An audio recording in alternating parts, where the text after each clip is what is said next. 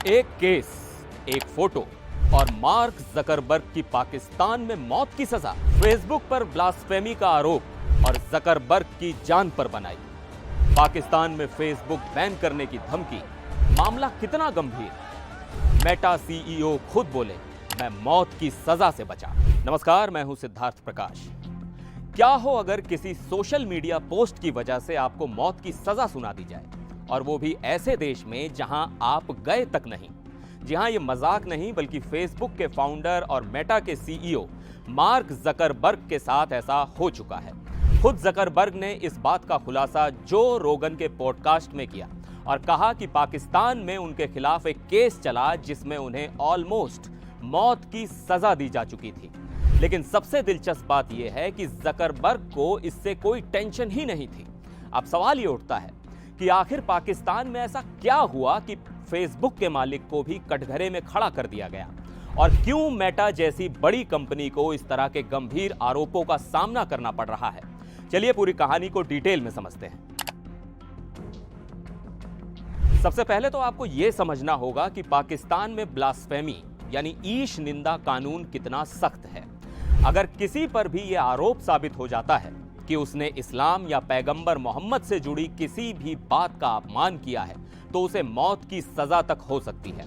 अब इस पूरे मामले में फेसबुक पर आरोप यह लगाया गया कि उसके प्लेटफॉर्म पर ऐसे पोस्ट और तस्वीरें शेयर हो रही थी जो इस्लामिक मान्यताओं के खिलाफ थीं। इसमें कथित तौर पर एक ऐसी तस्वीर थी जिसमें पैगंबर मोहम्मद की ड्राइंग बनी थी। पाकिस्तान में इसे ब्लास्फेमी मान लिया गया और फिर क्या था, सीधे फेसबुक और उसके सीईओ मार्क जकरबर्ग पर केस दर्ज हो गया। जो रोगन के पॉडकास्ट में जकरबर्ग ने खुद बताया कि पाकिस्तान में किसी ने उनके खिलाफ क्रिमिनल केस दर्ज करवाया और उन पर ब्लास्फेमी का आरोप लगा दिया। इतना ही नहीं, मामला इतना गंभीर हो गया कि मौत की सजा तक की मांग कर दी गई। जकरबर्ग ने कहा, पाकिस्तान में किसी ने एक पोस्ट डाली जिसमें पैगंबर मोहम्मद की तस्वीर थी। वहां के कुछ लोगों ने इसे ब्लास्फेमी माना और मुझ पर केस कर दिया। मामला इतना बढ़ा कि मेरे खिलाफ क्रिमिनल केस शुरू हो गया और मुझे मौत की सजा तक सुनाई जा सकती थी।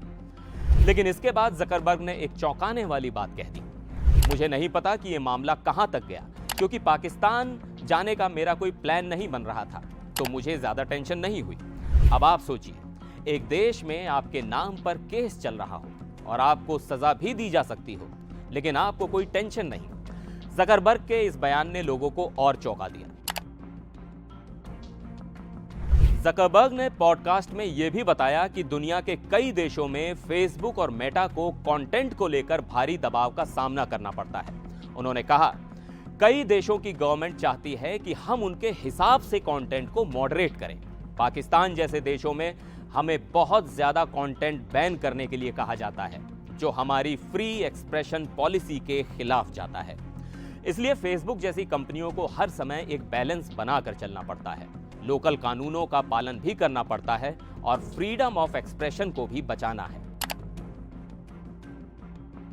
अब इस पूरे मामले के बाद सवाल यह उठता है, क्या पाकिस्तान फेसबुक को बैन कर सकता है? दरअसल पाकिस्तान पहले भी यूट्यूब, टिकटॉक और ट्विटर जैसी कई सोशल मीडिया साइट्स को बैन कर चुका है और कई बार फेसबुक को भी ब्लॉक करने की धमकी दी जा चुकी है। पाकिस्तानी सरकार का कहना है कि अगर फेसबुक हमारे धार्मिक कानूनों का पालन नहीं करता तो उसे पाकिस्तान में बैन किया जा सकता है। यानी आने वाले समय में फेसबुक और पाकिस्तान के बीच टकराव और बढ़ सकता है। हालांकि जकरबर्ग पर दर्ज ये केस अब ठंडा पड़ चुका है, लेकिन इसने एक बड़ा सवाल खड़ा कर दिया है। क्या सोशल मीडिया पर पोस्ट किए गए कंटेंट की जिम्मेदारी सीधा कंपनी के सीईओ की होनी चाहिए?